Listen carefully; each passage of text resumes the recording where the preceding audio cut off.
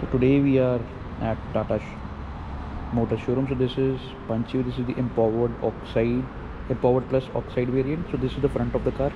So it gets the design which is closer to your Nexon EV. So you have this is a top variant. So you have the front camera. You have this new charging port.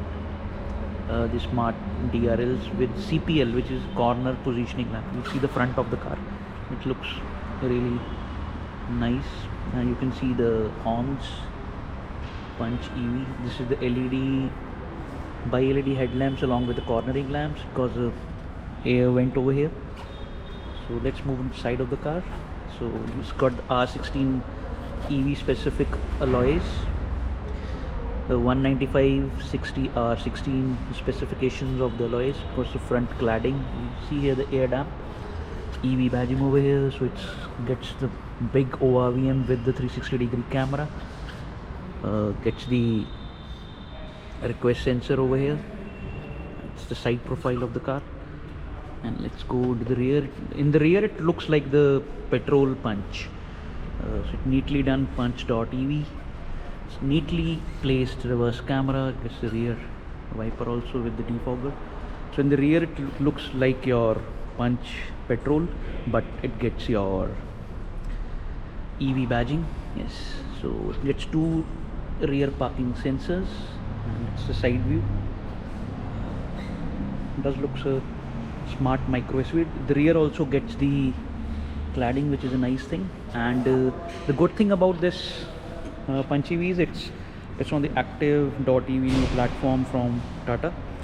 So this is the generation 2 car, which is the first car.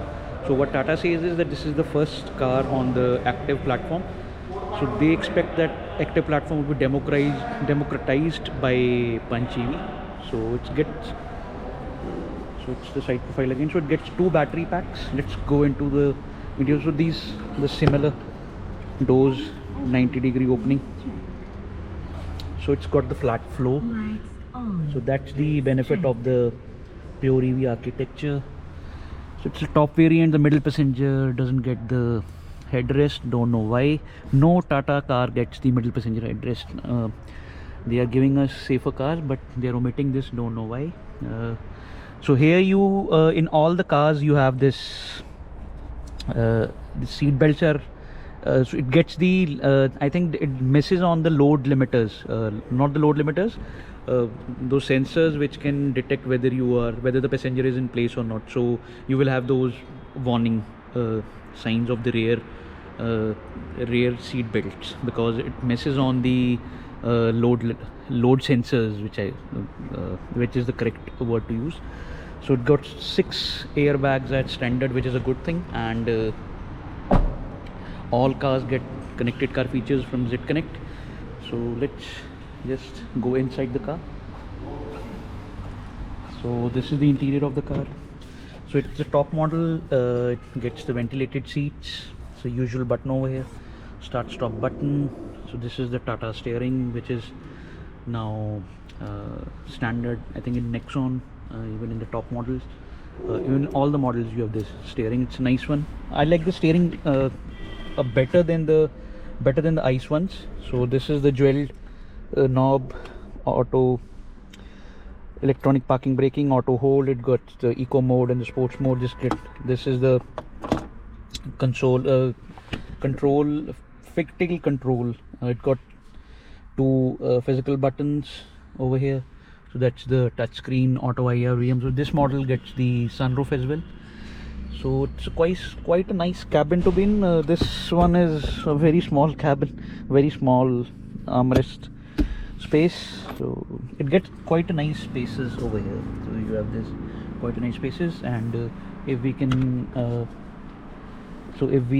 just close, so this bonnet open. This bonnet is just open. We have to just show you the interior. That's why it's what's inside the bonnet. So we just switch on the car and we just switch on. Yeah, so this is how it looks. So it gets a 26.6 centimeter touchscreen. So quite a This is the same infotainment. This is the same touchscreen which is in the Nexon EV as well. Quite a good informative screen. You've got a lot of options over here. So if you can see those red signs, these are for the seatbelt reminders. So what I was trying to say was that now we have those in this Punch EV, the load weight sensors are missing, so you will invariably have to fix those seat belts like that to avoid that warning. Don't know why Tata has done it, because in Nexon they have got the load sensor, even in the Tata Harrier and the Safari also. So here you have these functions. These are touchscreen. They're touch controls with haptic feedback, but I would love to have the physical buttons. They are always better. So this is a 10.25-inch touchscreen. It's got that Arcade EV app, so it's a good one. You can listen to your music once you are charging your car auto IRVM. So that's the overview of Punch.ev. Here I show you again the buttons and all things. So got the paddle shifters as well for region controls. So Punch EV currently you have two versions, the long range and the standard range. This is the long range version we're sitting. Long range version is a 35 kilowatt battery pack with 90 kilowatt of power, which comes to be around 120 bhp, and it is about 210 nanometer torque. 190 is the torque, and now Punch literally gets the punch which we always wanted. And you have Smart Plus, Adventure, Empowered variants. The medium range is a 25 kilowatt battery pack. The charging speeds are the AC peak is 7.2, and the DC peak is, I think, around about 28 to 31 kilowatt. And the usual charging timings which we have in this Tata Punch, I think 7.2 you will be getting it around 7.2 kilowatt charger should be doing 10 to 100% in about 7 to 8 hours. 10 to 80% in 7 hours. 7 hours, right? And on the DC fast charging, the timings are the same, 56 minutes, 10 to 80%. We all hope that in the active EV platform, Tata would give us more charging times. Hopefully in coming Curve and coming Harrier EV, we will have those numbers. So that's about it. This current variant gets everything. I still feel that Tata Punch would be selling more in the Adventure variant. Adventure Plus is Adventure is the value for money variant. It's around about 13 lakhs on road. Yes. So it would be the best variant to buy, in my opinion.